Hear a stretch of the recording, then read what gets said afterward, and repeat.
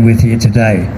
So with no further ado, please welcome Mr. John Shipton.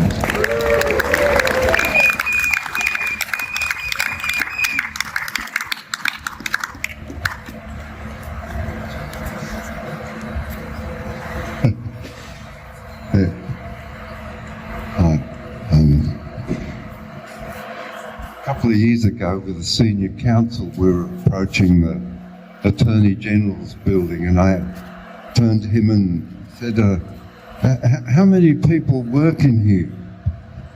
And he replied, oh, just under half.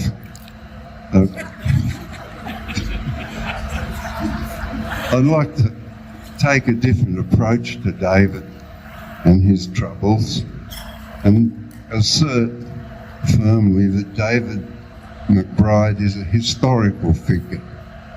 And you can see for yourself the effects of David's revelations about Afghanistan moving through society. First of all, the biggest catch was Rowland, the Governor General. They got rid of him. They do it silently. They don't want to disturb the filaments of authority that hold a society together, but nonetheless they did it. They got rid of that chap. Lately, we see Ben Roberts-Smith in a civic case. The movement is towards understanding what Robert Smith and the others did in Afghanistan.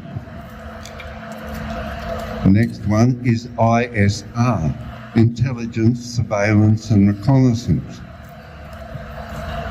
Any proposition that has the cadre officers unable to supervise the NCOs and the soldiery, any proposition that fails to address ISR, Intelligence, Surveillance and Reconnaissance, is treating us like morons.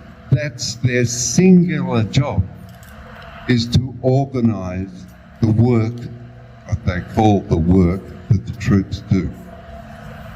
So you can see that David's effect permeates permanently through the organisation of our institutions of state. This is an important understanding. Don't diminish anything that David has effected by simply saying he's in jail. Don't do that. The next thing.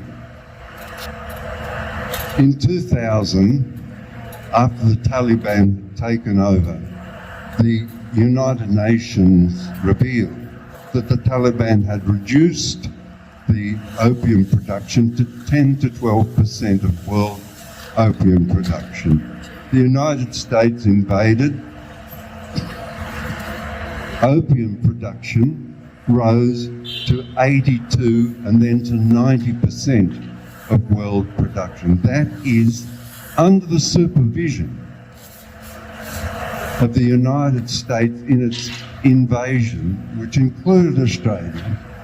The production of opium in Afghanistan rose to 90% of world production.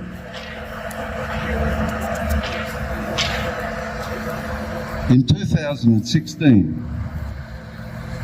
Douglas McGregor was National Security Advisor to the first Trump administration, charged with removing the occupation of Afghanistan by the United States, confounded by the fact that 5,000 of the troops in Afghanistan were actually contractors of one sort or another.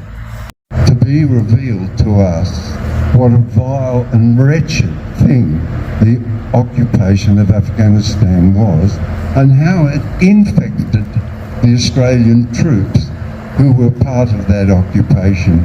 And David's work revealed to us and continues to reveal to us what the occupation of Afghanistan actually was. The abandonment of the occupation, you can say this of it and say it firmly. The abandonment of the occupation, the removal of troops, depended upon the growth of fentanyl as a substitute for opium. So fentanyl through Mexico was a cheaper and more powerful product, more controllable because it was all developed in the laboratory. So the occupation of Afghanistan no longer provided money, and no longer, because of the defences of the Russian Federation and the Iranian Republic, no longer was able to penetrate and debauch those societies. It was a policy of debauching the youth of the Russian Federation, of Afghanistan, of Iran, by the introduction of opium. A policy. It had policy documents, it had support, it had money flows, it had laboratories, it had distribution networks. Shame. Absolutely. So David McBride is an Australian of significance, of historical significance. Give him that pride.